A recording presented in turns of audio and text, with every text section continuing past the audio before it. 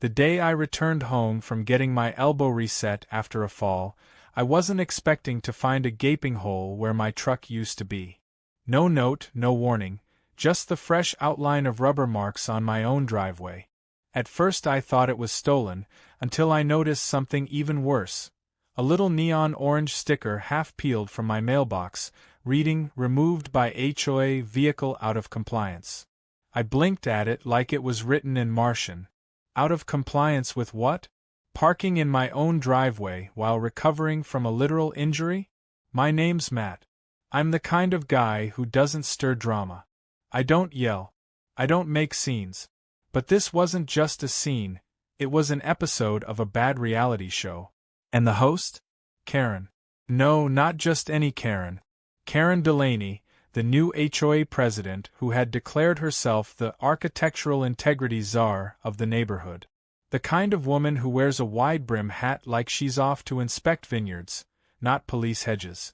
She'd been in power a whole 3 weeks and already banned inflatable lawn decor, beige patio chairs, and non-neutral vehicle colors. My truck? Metallic blue. That was the crime. I dragged myself up to her pristine porch, arm still in a sling, to get an explanation. She opened the door with a smirk already locked and loaded. "Oh, it's you. I was wondering when you'd come knocking." I gestured toward my empty driveway. "My truck. Removed. HOA Guidelines, Section 7B. No brightly colored vehicles obstructing visual harmony." "Obstructing visual harmony?" I echoed, nearly laughing. "Karen, it's my own driveway." "Which is part of the neighborhood's view corridor," she replied sweetly, sipping from a mug labeled President of Peace. "We've had complaints." "From who?" "You." She raised her eyebrows. "Matt, I don't make the rules." "Yes, you do," I deadpanned. She smiled wider. "Exactly." At that point, I could have argued. I could have gotten angry. But I've learned over the years that with people like Karen, shouting is like giving them an energy drink. Instead, I turned around, surveyed the community she'd turned into a suburban boot camp, and said flatly, "You're going to regret that." Her smile flickered. Just for a moment. Later that day, I called the tow yard. Sure enough, my truck was there, towed at the HOA's behest, and they wouldn't release it without a fee plus a storage penalty that had already kicked in after just 6 hours. I asked what reason the HOA gave. The man on the phone actually chuckled. "They wrote color violation, man. First time I've seen that." I paid the absurd fee. Got my truck back. But the game had just begun. Over the next few days, I noticed something funny. Karen's own car, a luxury cherry red convertible, was parked diagonally across the cul-de-sac every night. Sometimes even blocking part of a fire hydrant. No HOA stickers. No complaints. No tows. Just gleaming entitlement soaking in moonlight. And I'm supposed to believe my parked truck was the problem? So I started documenting. Photos. Date. Timestamp. I even pulled drone footage from my backyard hobby cam, just in case. Then I checked DMV records. Turns out Karen's car was registered to a P.O. box in a completely different city. A P.O. box that flagged under the city's zoning system as non-residential. Which, legally, made her street parking illegal without a waiver. I made a quiet call to the city's public works department. Not as revenge. Not yet. Just information gathering. A few days later, I got a call back from a man named Dave. City compliance officer. He asked me to repeat the address, then paused. "Wait a second. That HOA? We've had issues with them before." He scheduled a visit.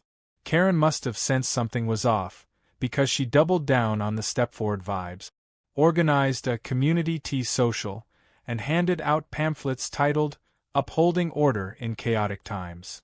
I accepted the invite and arrived 5 minutes late, just in time to hear her giving a little speech about how individual sacrifice keeps our neighborhood pure. I raised a hand. "Yes, Matt," she said with syrupy disdain. "Just curious, do those sacrifices include cars registered out of district?" Her face actually twitched. I didn't say another word. just smiled. A calm smile. The kind that says, checkmate is coming. And she knew it. The following morning, I took my coffee out onto the porch and watched Karen's cherry-red convertible glint in the early light like a metallic middle finger. It was parked crooked again, 2 tires resting half on the curb, one nosing a no-parking sign like it was daring the city to try something. I took a sip, waved to her as she strutted past in a tennis skirt 2 sizes too tight, and tapped the side of my phone, just enough for her to see the camera lens. Her eyes narrowed. Mine didn't. I kept smiling. Later that afternoon, Dave from Public Works showed up, clipboard in hand, official city badge clipped to his pocket.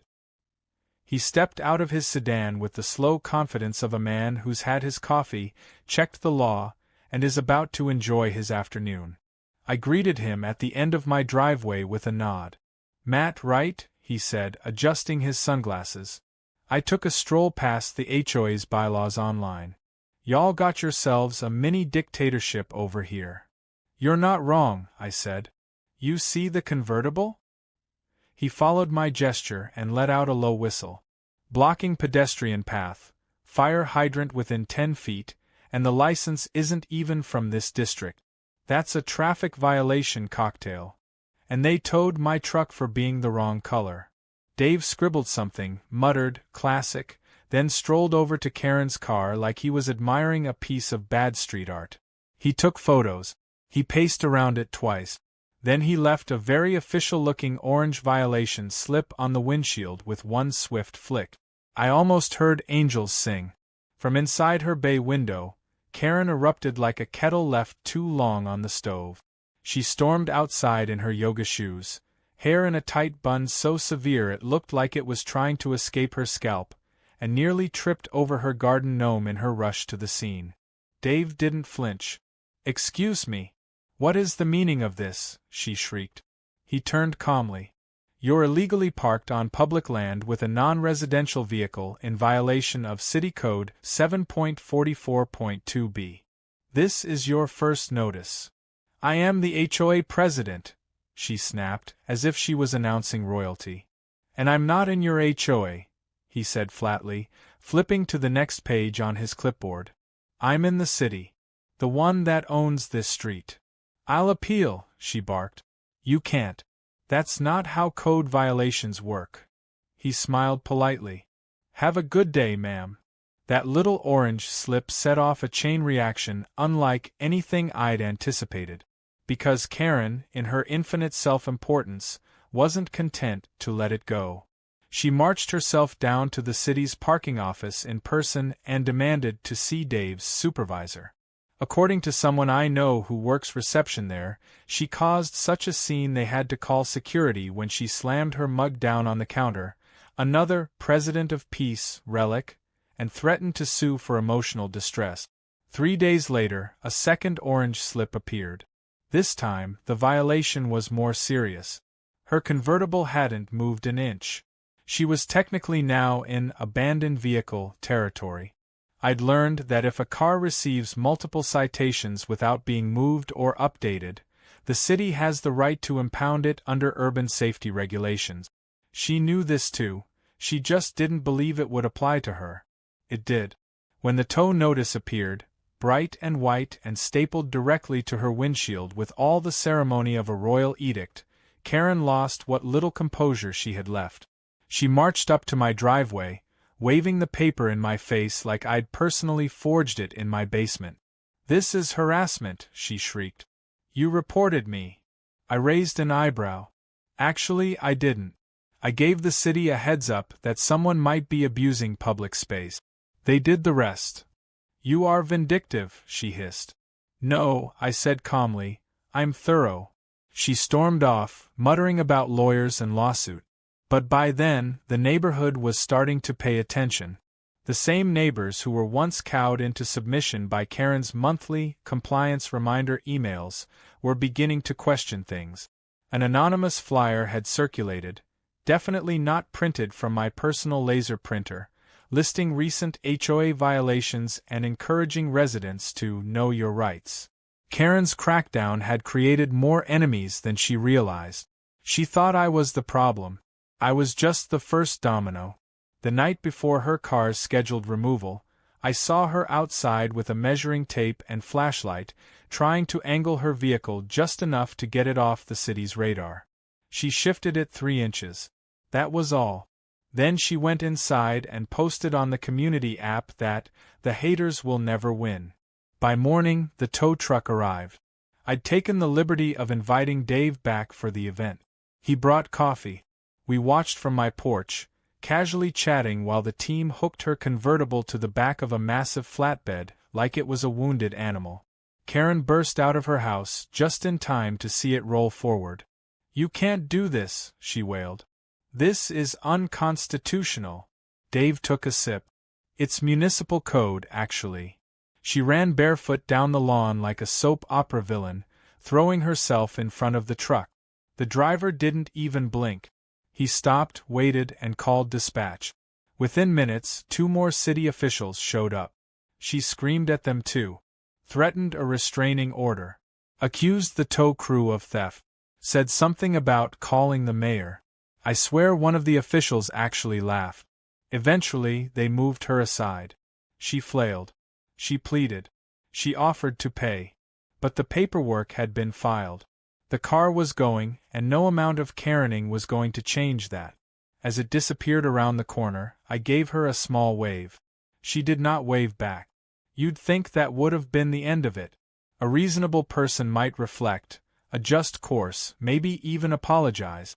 But this was Karen. Instead, she doubled down. She called an emergency HOA meeting, claimed she was being targeted by a cabal of unpatriotic residents, and tried to pass a new rule banning vehicular surveillance on neighborhood streets. It failed. Barely anyone showed up. That night, I found a rock thrown at my mailbox. Not enough to break it, but enough to send a message. She'd gone from HOA dictator to petty vandal in under a week. I went inside. I sat at my desk, and I pulled out the next card I'd been holding onto, the one she never saw coming. A little-known city rule about improperly modified vehicles, especially those registered outside of residential districts. It turned out Karen's convertible had illegal aftermarket parts, including unapproved exhaust modifications and an altered VIN plate. All things I'd quietly documented weeks ago. I filed the report the next morning. And waited. The official notice came on a Wednesday, tucked in a pale green envelope that practically radiated bureaucratic doom. It was addressed to Karen Delaney from the City of Zoning and Compliance, and it contained 3 separate violations: unpermitted vehicle modifications, tampered emissions hardware, and a falsified VIN plate. Any one of those would have been enough to cause a headache. Together, it was the administrative equivalent of a demolition order. And I knew that because I'd made sure to dot every I and cross every T in the complaint I sent 2 weeks earlier. Karen found the envelope while pruning her front hedge into the shape of a swan. It looked more like a wilted turkey. She tore it open, read the first page, and let out a sound that could only be described as a squawk crossed with a growl. Then she looked around and zeroed in on me across the street. I was washing my newly returned truck, with a neutral-colored tarp folded neatly beside me, just for show. "You!" she barked, marching across the road like she owned the asphalt. "Afternoon," I said cheerfully, wringing out the sponge. "You reported me again, didn't you?" I gave her a half shrug. "You think I personally run the Department of Vehicle Compliance? This is harassment," she shouted, brandishing the letter like it was holy scripture. "No," I replied. "This is what happens when you break multiple laws while pretending to enforce made-up ones." That afternoon, I received a flurry of community app alert. Karen had posted a long-winded rant titled, "Witch Hunt, the HOA President Under Siege." It was 6 paragraphs of unhinged accusations, with gems like, "Neighbors who can't follow rules shouldn't be allowed to weaponize bureaucracy," and "The HOA is under attack by internal saboteurs." She even called for a neighborhood emergency summit, as if the city's legal system would pause because she yelled enough on a forum filled with dog photos and lost cat notices. But the city didn't pause. In fact, the next move came quicker than I expected. A separate investigation had started into HOA zoning violations. Apparently, Karen had installed multiple decorative structures, fences, bird baths, a bizarre concrete labyrinth she called a Zen path, on shared HOA property without permits. Worse, she'd funded them with HOA dues. That meant everyone had paid for her nonsense, including me. Turns out the city didn't like that. The city issued a demand for a full audit of the HOA's use of common land and funds. That was when I realized I didn't have to just defeat Karen, I could legally dismantle her. I filed an anonymous request for public zoning inspection of all HOA-controlled infrastructure, citing potential misuse of funds, unsafe fencing, and unauthorized construction. A week later, a city team of 3 inspectors showed up with clipboards and neon vests. Karen tried to stop them at the gate. "This is private property," she shrieked, blocking the sidewalk in a visored visor and wielding a copy of the HOA charter like it was a medieval scroll. "It's not private if it's regulated under shared zoning use," said the lead inspector without even looking up. "But I'm the president," she snapped. "And I'm from zoning," he replied. "Now move." The next 2 hours were a glorious parade of measuring tapes, stern glances, and a lot of quiet note-taking. I followed at a respectful distance, nodding along as they pointed out violations: fencing that blocked emergency access, lighting that violated dark sky rules, and a poorly installed irrigation system leaking into a storm drain. By the time they reached the Zen path, one inspector muttered, "This looks like a trip-and-fall lawsuit waiting to happen." Karen trailed them, red in the face, jabbering about community vision and artistic landscaping.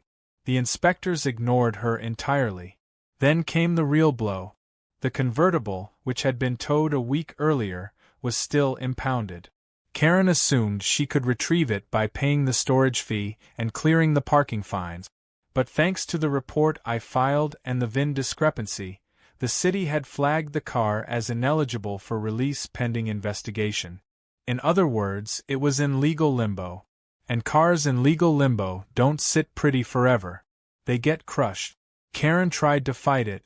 She sent angry emails, hired an attorney, claimed the VIN modification was an honest mistake and the emissions kit had been installed by a previous owner. The city didn't care. The inspection report stood.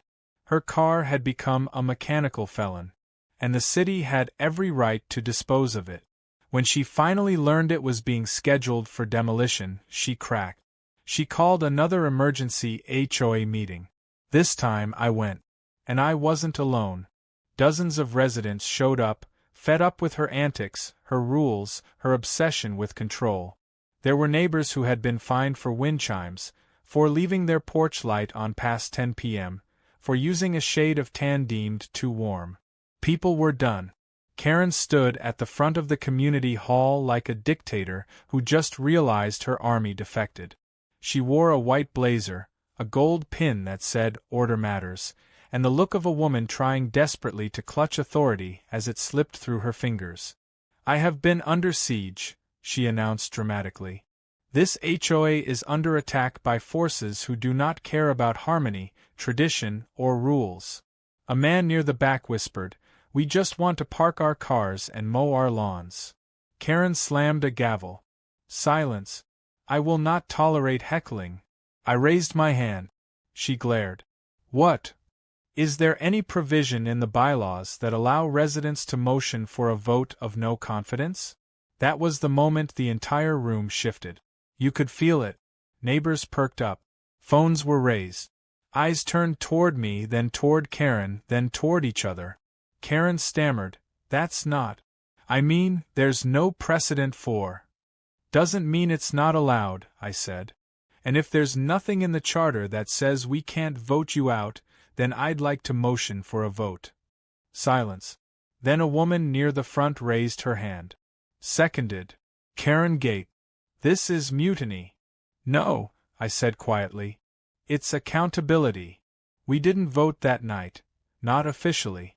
But a petition started circling before the meeting even ended.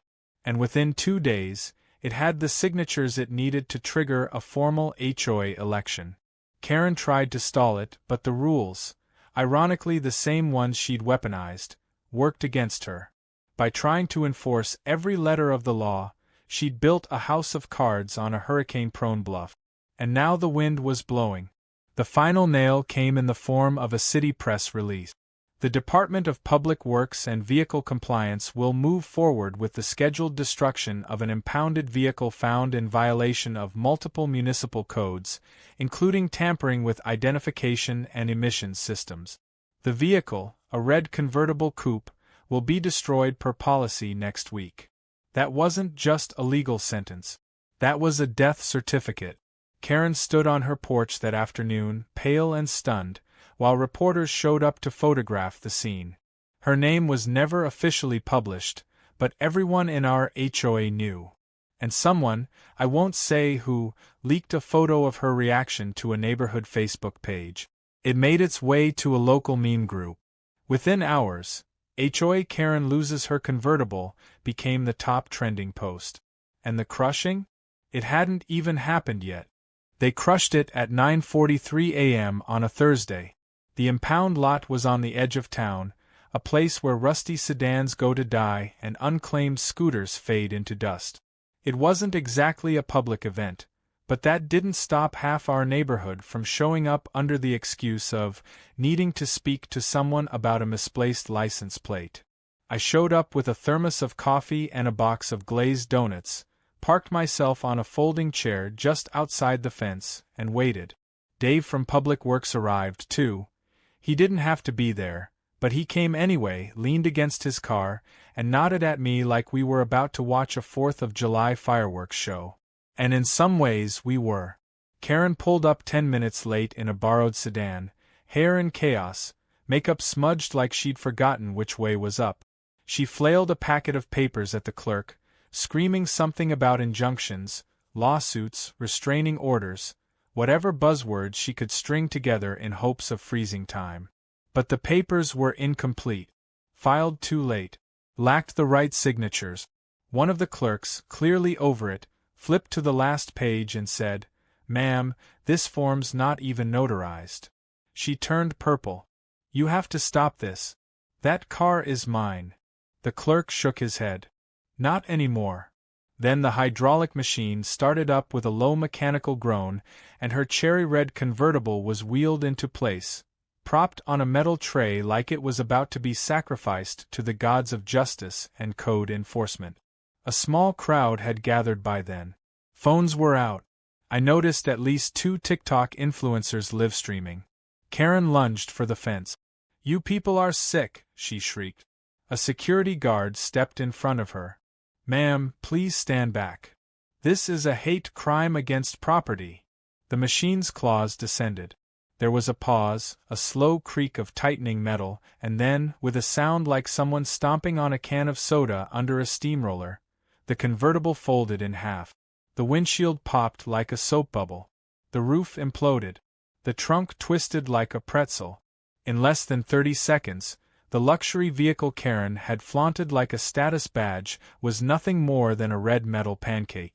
She dropped to her knees. Someone behind me whispered, "Oh my God, she's actually crying." I didn't gloat. I didn't laugh. I just sipped my coffee. Revenge, after all, is best served in silence. But that wasn't the end. Karen's meltdown at the tow yard wasn't just witnessed. It was recorded, streamed, shared, and edited with slow-motion sound effects by a viral content creator who titled the video, "When HOA Presidents Get Crushed, Literally." Within 24 hours, it had over 2 million views. Memes exploded across social media. A gif of her screaming, "That car is mine," while the machine flattened it played on loop in every corner of the internet. Her face, twisted in disbelief and horror, became a reaction image in comment sections worldwide. She went dark after that. No posts, no emails, no meetings. The community app was silent. Her house's blinds stayed closed. I heard whispers that she tried to file complaints with city officials, but they were too busy laughing. Apparently, Someone from the city attorney's office had a framed screenshot of the crushed convertible on their desk. But I wasn't done. Not yet. The HOA election was just a week away. And the community, once divided and docile, was now united by a shared cause: never again letting someone like Karen run the show. I didn't campaign aggressively. I didn't need to. I simply attended the candidate meeting, calmly read a statement about fairness, transparency, and the right to park your car without being fined for aesthetic interference, and then sat down. The crowd applauded. Karen, in a last gasp of delusion, tried to make a comeback. She appeared at the debate, wearing sunglasses indoors, voice shaking, and gave a rambling speech about order, standards, and neighborhood dignity. It ended with her shouting, "At least I had a convertible," which received the kind of silence normally reserved for funeral homes. The election results weren't even close. I won with 87% of the vote. Karen got 4 votes, and 2 of them were probably mistakes. The first board meeting under my leadership was short and sweet. I introduced a new resolution immediately. No resident's vehicle could be towed from private property without written warning and a 72-hour compliance period. The crowd clapped again. One man brought cupcakes. Another offered to mow my lawn for free. I politely declined both and adjourned the meeting with a single, satisfying sentence: "Order has been restored." But Karen's dissent didn't stop there. After losing the election, the city issued final fines from the zoning audit, over $12,000 in citations for fencing violations, drainage issues, and unpermitted construction. Since she had used HOA funds without proper approval, she was held personally liable. When she couldn't pay, a lien was placed on her property. And when she tried to contest it, the city dug deeper and discovered she'd also failed to pay several property taxes on time. Her house, once the showpiece of our street, now had a bright orange sticker slapped on the front door: "Lien encumbered, pending collection." Word got out. Neighbors began quietly pulling away from her. No more dinner invites. No more fake praise over her yard. Even her so-called friends in the HOA Wine Club removed her from the WhatsApp group. It was over. Her reign of petty tyranny had collapsed like her convertible, under the weight of her own ego. A month later, a for sale sign appeared in her front yard. She didn't hold a moving sale. She didn't throw one last party. She just packed in silence and left one morning before sunrise. I happened to be walking my dog when the moving truck pulled away. She saw me across the street, eyes hollow. I raised a hand in a half-wave. She didn't return it. Later that week, I got a letter from a law firm. Not a lawsuit, just a cease and desist claiming I'd orchestrated a malicious campaign of personal and professional sabotage. I sent it to Dave, who emailed back a single sentence: "Tell her I said thanks for the convertible GIF." I framed that email. In the weeks that followed, the neighborhood changed. People smiled more. Flags came back. Kids played on the sidewalk without being scolded for chalk drawings. The new HOA meetings were civil, even fun. We introduced a monthly cookout, banned passive-aggressive letters, and set up a suggestion box for real concerns, not lawn flamingos. Karen became a punchline. Anytime something ridiculous happened, someone would say, "At least it's not as bad as Karen's convertible," and we'd all laugh. Her story became a cautionary tale, not just about power, but about what happens when someone thinks the rules only apply to everyone else. One day, while walking past her old house, now owned by a young couple who painted it bright yellow, I noticed something peeking from beneath the mailbox. It was the original HOA violation sticker she'd used to have my truck towed, long since weathered and curling at the edges. I peeled it off, pocketed it, and smiled. Funny how things come full circle. It was a Saturday afternoon when the couple who bought Karen's old house invited me over for lemonade. They were young, enthusiastic, and blissfully unaware of the petty regime that had once ruled the cul-de-sac.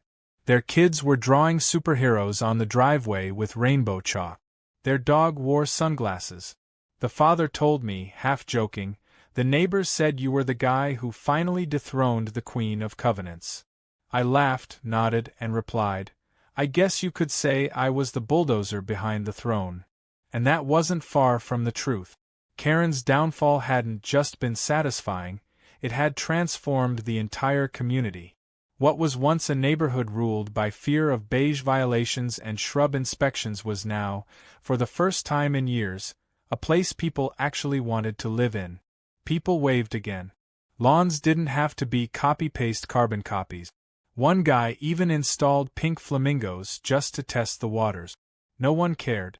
That's not to say things were perfect, but they were finally fair. We'd restructured the HOA bylaws to ensure checks and balances. No president could act unilaterally anymore. Every new rule required a community vote. And yes, we passed a resolution banning the towing of any vehicle from private driveways unless it was abandoned, leaking hazardous fluid, or on fire. Basically, the opposite of what happened to me. I'd also made a point to refund as many ridiculous fines Karen had handed out as possible, especially the ones that were clearly retaliatory or based on personal bias, like the $50 charge for visible grill accessories, or the infamous $75 citation someone received for having too many wind chimes. I handed him a refund check in person. He brought me a wind chime in return. It's still hanging on my back porch, and every time the breeze blows I hear it sing, "You won." But it wasn't all policy meetings and lemonade. Karen wasn't quite done yet. About 2 months after she left, a man in a wrinkled suit showed up during a board meeting. He introduced himself as Harold Blixley, acting representative of former HOA President Karen Delaney. He carried a leather briefcase that looked like it hadn't seen a court in decades and announced, with the smugness of a man who had watched too many courtroom dramas, that Karen was prepared to pursue legal action against the HOA for reputational sabotage, defamation, and emotional distress. I almost laughed in his face. Instead, I handed him a folder. Inside was a complete report of her violations, the city's findings, video footage of her public meltdowns, signed complaints from over 30 residents, and copies of the original bylaws she herself had amended, proving, in short, that she had both created and violated her own system. Mr. Blixley flipped through the first few pages. His expression changed by page 4. By page 10, he stopped altogether, nodded stiffly, and muttered, "I'll be in touch." He never was. And just like that, it was over. Truly, completely, finally over. Karen never resurfaced, not locally anyway. Rumor had it she moved in with a cousin in another town, some HOA-free development on the edge of a lake where she couldn't boss anyone around. The irony is she probably hated it. No meetings to control. No bylaws to weaponize. Just open space and the sound of ducks, mocking her with every quack. As for the neighborhood? It didn't just survive, it thrived. We hosted our first Freedom from Fines block party in July. Everyone brought their weirdest lawn decor. There were inflatable unicorns, garden gnomes riding dinosaurs, even a life-sized cardboard cutout of my blue truck with the words, "Out of compliance with tyranny," painted on it. I didn't put it there, but I let it stay. A city council member showed up to congratulate us for the most creative civic rebellion of the year. He gave a short speech and jokingly promised that the next car crushing would be live-streamed if it ever happened again. Dave from Public Works brought burgers. He got the loudest cheer of the night. But the biggest surprise came toward the end of the party. One of the newer residents, an older woman who had quietly moved into a corner unit after Karen left, approached me with a small box. She said she found it tucked in the attic of her house, behind a loose panel.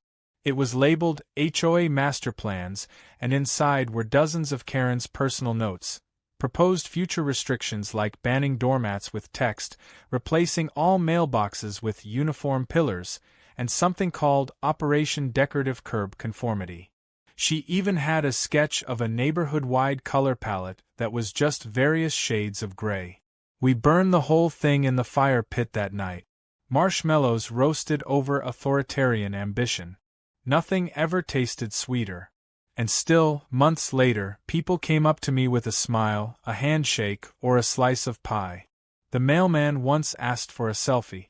The local paper ran a story titled, "The Man Who Crushed the HOA Queen," complete with a cartoon illustration of me holding a gavel as a red convertible exploded behind me.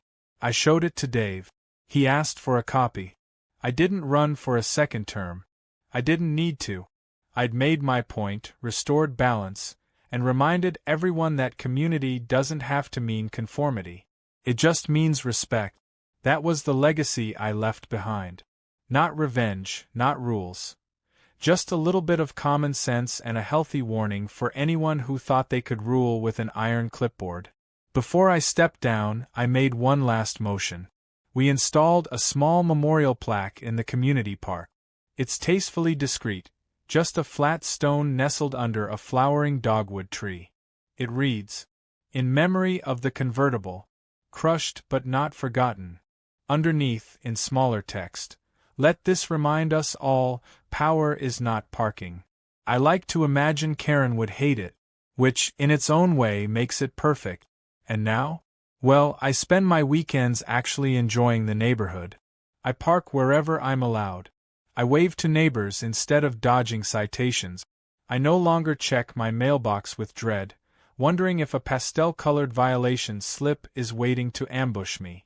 The truck still runs perfectly. Still metallic blue. Still out of compliance, I guess, if you ask the ghost of HOA Karen. But now it's just a truck, in a driveway, in a neighborhood that learned its lesson.